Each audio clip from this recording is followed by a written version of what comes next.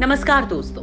Corona काल में जहां हर तरफ से बुरी खबरें आ रही हैं, ऐसे में हम आप लोगों के लिए कोरोना से जुड़ी कुछ अच्छी खबरें लेकर हाजिर हैं। यकीन मानिए, हमारी ये खबरें आप लोगों को सुकून देंगी।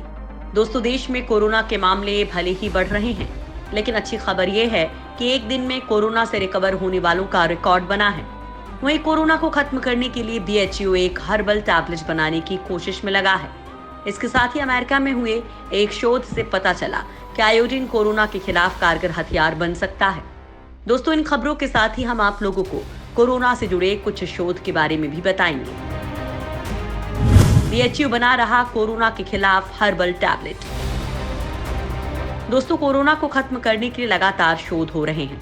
दवाइयों के साथ साथ भारत में आयुर्वेद से भी कोरोना को खत्म करने की तैयारी है। इसी कड़ी में बीएचयू में ऐसा हर्बल टैबलेट बनाने का काम शुरू हो गया है जो कोरोना को निष्क्रिय कर देगा।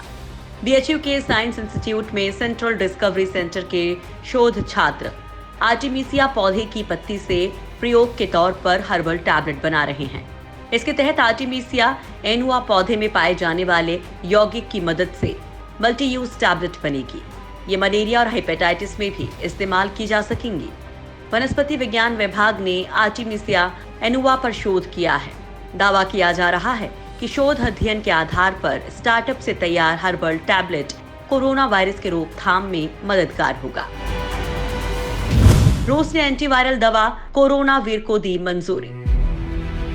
दोस्तों, कोरोना वायरस महामारी से निपटने के लिए भारत समेत दुनिया भर के कई देश वैक्सीन बनाने में जुटे हुए हैं। इस बीच खबर है कि रूस ने कोरोना वायरस के इलाज के लिए एंटीवायरल दवा कोरोनावीर को मंजूरी दे दी है।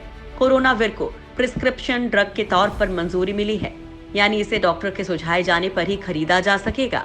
इसे केवल हल्के लक्षण वाले मरीज ही खरीद सकते हैं। कंपनी ने बताया कि दवा जल्द ही रूस की दुकानों में उपलब्ध हो सकती है। इससे पहले एक और रूसी ड्रग एविफाविर को मई में मंजूरी दी गई थी। ये दोनों दवाएं फेविपिराविर पर आधारित हैं, जो जापान में वायरल ट्रीटमेंट के दौरान दी जाती हैं। दवा कंपनी आर फार्म का कहना है कि इस दवा को क्लिनिकल ट्रायल के तीसरे फेज के बाद मंजूरी मिली है, जिसमें 168 कोरोना वायरस से संक्रमित मरीज शामिल हुए थे। देश में 24 घंटे में सबसे ज्यादा मरीज हुए रिकवर। दोस्तों, देश में कोरोना का प्रकोप बढ़ता ही जा रहा है। आलम यह है कि देश में कोरोना के 53 लाख से ज्यादा मरीज हो चुके हैं। लेकिन इस बीच एक अच्छी खबर यह है कि 24 घंटे में देश में 95,000 से ज्यादा मरीज ठीक होने का रिकॉर्ड भी बना है। वहीं अब तक पूरे देश में कोरोना वायरस से 42 लाख लोग ठीक हो चुके हैं और देश में कोरोना वायरस से रिकवरी की दर बढ़कर 79.28% हो गई है। नए मामलों के मुकाबले ठीक होने वाले मामलों की संख्या बढ़ने की वजह से 24 घंटों के दौरान कोरोना के एक्टिव केस भी 3,790 घटे हैं और अब कुल एक्टिव मामलों का आंकड़ा 10,13,964 है। हालांकि कोरोना वायरस की वजह से जान गंवाने वालों की संख्या भी लगातार बढ़ रही है। केंद्रीय स्वास्थ्य मंत्रालय के आंकड़ों के मुताबिक 24 घंटों में 1,247 लोगों ने देश भर में कोरोना की वजह से जान गंवाई है। उत्तराखंड जाने के लिए अब जरूरी नहीं कोरोना टेस्ट। दोस्तों, उत्तराखंड की सीमा पर कोरोना जांच के विरोध को देखते हुए राज्य सरकार ने कदम पीछे खींच लिए हैं। अब बाहरी राज्यों से उत्तराखंड में आने वाले सभी लोगों के लिए बॉर्डर पर कोरोना की जांच जरूरी नहीं होगी। पर्यटन, फिल्म शूटिंग जैसी गतिविधियों वालों को ही नेगेटिव रिपोर्ट दिखानी होगी। स्वास्थ्य सचिव अमित नेगी ने बताया कि यहां आने वाली गर्भवती महिलाओं, 10 साल से कम उम्र के बच्चों, बुजुर्ग कारोबारियों, बिजनेसमैन, वीआईपी अधिकारियों को बॉर्डर पर जांच कराने की जरूरत नहीं है। घर पर किसी की मौत, बीमार होने, किसी काम से बाहर जाने के बाद वापस घर लौटने, परिजनों की देखभाल के लिए आने वाले लोगों के लिए बॉर्डर पर जांच अनिवार्य नहीं है। पटना में बिना मास्क पकड़े गए तो होगी कोरोना जांच। दोस्तों, देश में जैसे जैसे कोरोना की रफ्तार बढ़ रही है, वैसे ही नियमों को भी सख्त किया जा रहा है। बिहार की राजधानी पटना में मास्क को लेकर अभियान शुरू कर दिया गया है, लेकिन इस बार जिला प्रशासन कड़ी कार्रवाई के मूड में है और अब अगर बिना मास्क कोई पकड़ा जाता है तो उसकी कोरोना जांच करवाई जाएगी। अगर वो पॉजिटिव निकले तो उसे अस्पतालों में मौजूद आइसोलेशन सेंटर में भर्ती करवा दिया जाएगा। किसी भी हालत में होम आइसोलेशन में जाने की इजाजत नहीं दी जाएगी। साथ ही अगर संबंधित व्यक्ति की जांच रिपोर्ट पॉजिटिव नहीं मिलती है तो फिर उससे जुर्माना वसूलने के बाद डांट फटकार के बाद छोड़ दिया जाएगा। अगर वाहन चालक बिना मास्क के पकड़े जाते हैं और जांच रिपोर्ट नेगेटिव पाई जाती है तो उनके वाहन को जब्त कर लिया जाएगा। अमेरिका में बिना लक्षण वालों का भी कोरोना टेस्ट। दोस्तों, इस समय कोरोना से सबसे ज्यादा प्रभावित देश अमेरिका ही है और इसी को देखते हुए अमेरिका ने कोरोना टेस्ट की गाइडलाइन में बदलाव किया है।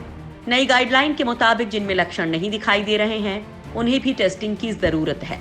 ट्रंप प्रशासन ने लोगों से अनुरोध किया है कि बिना लक्षणों के भी वो कोरोना टेस्ट करवाएं। अब उन लोगों का भी परीक्षण कराना अनिवार्य होगा जो कोरोना पॉजिटिव व्यक्ति के संपर्क में आए हैं, बेशक उनमें किसी तरह के लक्षण दिखाई ना दे रहे हों। Centre for disease control and prevention के स्वास्थ्य अधिकारियों और विशेषज्ञों से इस बात को लेकर नाराजगी झेलनी पड़ी थी कि जिन लोगों में लक्षण नहीं है उन्हें टेस्ट कराने की आवश्यकता भी नहीं है। ऑनलाइन मीडिया रिपोर्ट्स में कहा गया है कि ज्यादातर अमेरिकी राज्यों ने सीडीसी की गाइडलाइंस को खारिज कर दिया था। आयोडीन से 15 सेकेंड में दूर भागेगा कोरोना। दोस्तों, जब से दुनिया में कोरोना ने दस्तक दी है तब से ही कोरोना को खत्म करने के लिए रिसर्च किया जा रहा है और इसी कड़ी में अमेरिका में हुए एक ताजा शोध में दावा किया गया है कि अगर लोग आयोडीन से अपने नाक और मुंह को धोते हैं तो वे कोरोना वायरस से बच सकते हैं। अमेरिका की university of Connecticut school of medicine के रिसर्च में ये पाया गया है कि अगर लोग अपनी नाक को आयोडीन के साथ धोते हैं तो इससे कोरोना वायरस के संक्रमण की आशंका कम हो जाती है। रिसर्चर्स ने लैब में कोरोना वायरस के एक नमूने पर 3 अलग अलग एंटीसेप्टिक पोविडोन आयोडीन के सॉल्यूशंस डाले थे, जिसके बाद उन्होंने पाया कि 0.5% सांद्रता वाले पोविडोन आयोडीन के सॉल्यूशन को कोरोना वायरस को निष्क्रिय करने में केवल 15 सेकेंड लगे। नाक बहने, छींक आने का मतलब कोरोना नहीं। दोस्तों, कोरोना का एक लक्षण नाक बहना और लगातार छींक आना भी है, लेकिन ये भी जरूरी नहीं है कि नाक बहने की वजह कोरोना ही हो। किंग्स कॉलेज लंदन के संक्रामक रोग विशेषज्ञ प्रोफेसर टिम स्पेक्टर ने कोविड सिम्टम्स स्टडी ऐप से मिले आंकड़ों के विश्लेषण के आधार पर यह दावा किया है। उनका कहना है कि बच्चे को नाक बहने, बार बार छींक आने या सीने में जकड़न की शिकायत हो तो घबराएं नहीं, क्योंकि जरूरी नहीं कि यह लक्षण कोरोना संक्रमण की जद में आने का संकेत हो। मुमकिन है कि वो साधारण सर्दी जुकाम या फ्लू से जूझ रहा हो। स्पेक्टर ने अभिभावकों से अपील की है कि वे सर्दी जुकाम से परेशान होकर बच्चे को कोरोना जांच के लिए अस्पताल लेकर न दौड़ें। एक अनुमान के मुताबिक ब्रिटेन में कोरोना जांच कराने वाले कुल संदिग्धों में 25% ऐसे हैं जिन्हें टेस्टिंग की जरूरत ही नहीं थी। मामूली सर्दी जुकाम होने पर भी उन्होंने मन की तसल्ली के लिए कोरोना जांच करवाई।